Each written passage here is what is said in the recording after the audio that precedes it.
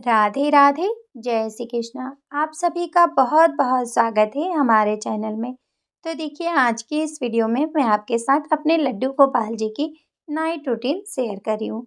रात के समय मैं अपने गोपाल जी की सेवा किस प्रकार से करती हूँ। तो देखिए, अभी शाम के 6:30 बजे का टाइम है। अब मैं संध्या आरती करूँगी। हमारे यहाँ सूर्यास्त थोड़ा देर से होता है, इसलिए 6:30 बजे के लमसम में आरती करती हूँ। तो यहाँ पे मैं प्रेम पूर्वक गोपाल जी की आरती कर लूँगी। गोपाल जी की आरती के बाद मैं मंदिर में दीपक जला देती हूँ, तुलसी जी के पास दीपक जलाती हूँ और अपने मेन दहलीज पे दीपक जला देती हूँ। इसके बाद से मैं किचन में चली जाती हूँ गोपाल जी के लिए भोग बनाने।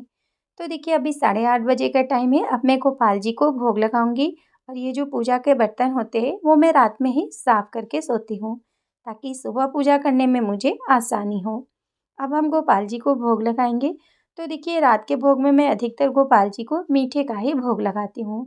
हलवा, सेवैया या फिर खीर, इस तरह से मैं मीठी चीज़ों का ही अधिकतर भोग लगाती हूँ। अब भोग में मैं तुलसी पत्र डाल दूँगी। इसके बाद हम भोग लगाएंगे। तो देखिए, थाली बजाकर या फिर आप घंटी बजाकर भी गोपाल जी को भोग लगा सकते हैं। और गोपाल जी की बांसुरी को हम नीचे रख देंगे। इसके बाद से प्यार से हम अपने हाथों से कम 5 बार गोपाल जी को ज़रूर से खिलाएंगे। तो देखिए, इस तरह से मैं गोपाल जी को अपने हाथों से 5 बार ज़रूर से खिलाती हूँ। तो देखिए, गोपाल जी की सेवा अपने मन के भाव के द्वारा ही करनी चाहिए। गोपाल जी को आपसे जैसी सेवा लेनी होगी, वैसे ही भाव आपके मन में अपने आप ही आ जाएंगे। उसी भावना के द्वारा हम उनकी सेवा करते हैं। गोपाल जी की सेवा के कोई नियम नहीं होते हैं, बस भक्ति और भाव से, श्रद्धा से हम उनकी सेवा करते हैं। अब भोग को हम 10 मिनट यहीं छोड़ देंगे। 10 मिनट होने के बाद से मैं भोग को उठा लेती हूँ और प्रसाद स्वरूप इसे मैं सभी में बाँट देती हूँ। अब हम गोपाल जी को यहाँ पे जल पिला देंगे। अब साफ तौलिए से हम गोपाल जी का मुँह पोंछ देंगे। अब मैं कुछ देर के लिए गोपाल जी को बैठा देती हूँ। अब देखिए, रात के 9 बजे का टाइम है। अब मैं गोपाल जी को सुलाऊँगी। सुलाने से पहले गोपाल जी के श्रृंगार की सभी सामग्री मैं उतार देती हूँ। जैसे उनके माला, कंगन, जो भी मैंने गोपाल जी के श्रृंगार किए होते हैं, वो सभी श्रृंगार की सामग्री मैं उतार के ही उनको सुलाती हूँ। अब देखिए, सर्दियाँ काफ़ी कम हो गई है, तो रात के समय मैं गोपाल जी के ड्रेस को चेंज कर देती हूँ। यहाँ पे मैंने गोपाल जी के ड्रेस चेंज करके उनका बिस्तर लगा दिया है और मैंने उनको बिस्तर पे बैठा दिया है।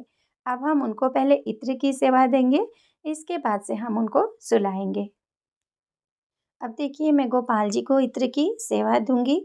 इत्र सेवा से पहले मैं गोपाल जी को एक बार जल पिला देती हूँ और मैं उनका मुँह पोंछ देती हूँ।